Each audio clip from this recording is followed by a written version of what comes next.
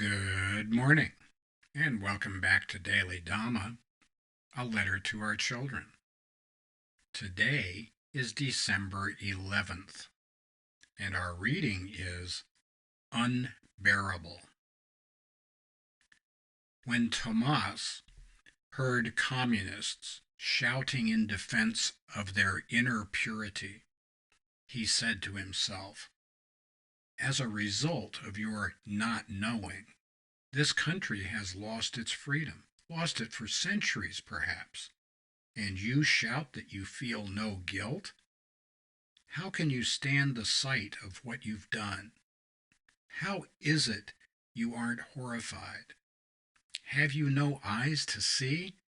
If you had eyes, you would have to put them out and wander away from Thebes." And that's Milan Kundera from The Unbearable Lightness of Being. Tomas, a prominent Prague neurosurgeon, was so pleased with his Oedipus analogy that he put it in a letter to the editor of the newspaper of the Union of Czech Writers, the leading publication for intellectuals, in 1968.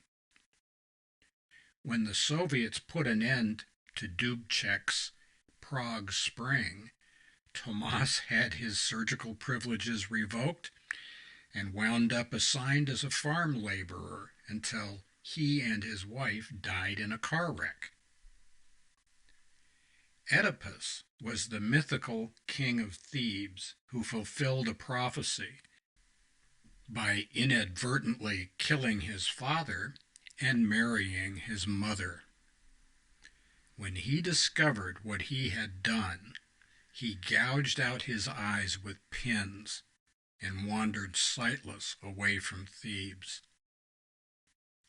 Czechoslovakia's fate was no better, as it stumbled on blindly for 20 years until Václav Havel and the Velvet Revolution in 1989. So what? Mere mortals should be very careful about our words and deeds, as they have unforeseeable consequences. Hubris is the overweening arrogance of people who preempt the free will of others by acting in ways that cannot be reversed. That right is reserved to God alone. Tomas and Oedipus are fictional, but the people making decisions today are not. On several fronts, humanity is drawing close to the kind of catastrophic singularities suffered by Icarus and Nimrod. We had best keep our hands to ourselves. Not for sure, but just in case, learn to meditate.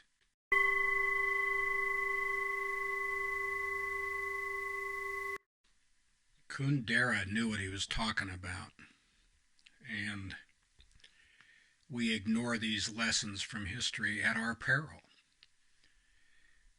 Many people who charge off and are very cocksure of, oh yeah, listen, God's talking to me, he told me to do this, and they make decisions not just for themselves but for all the other people in their community, and doom people to deal with the consequences of things that they had no choice in agreeing to.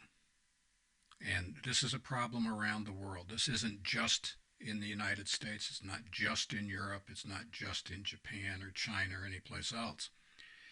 But you know, the elites of the world who join together at the COP 29 or the whatever it is, fly in on their private jets to tisk about how other people need to start eating insects. The elites do not give a rip about any of the rest of us. They got theirs, and they're just as happy as they can possibly be If we would all just shut up and do as we're told, everything would be just fine.